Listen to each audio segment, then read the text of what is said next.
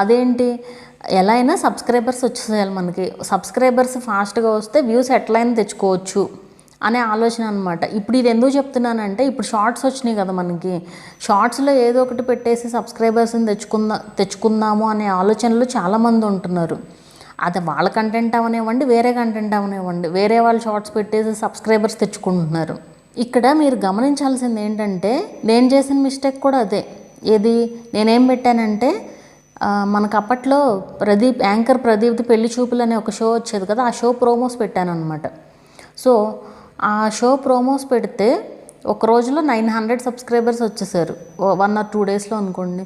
అసలు ఇంకేముంది, సబ్స్క్రైబర్స్ వచ్చేసారు మనకి, ఇంకా 100 సబ్స్క్రైబర్సే కదా, ఎట్లాగ ఈ వీడియోస్ అన్నీ డిలీట్ చేసి నా వీడియోస్ పోస్ట్ చేసుకుందాము అనేసి ప్లాన్ అనమాట.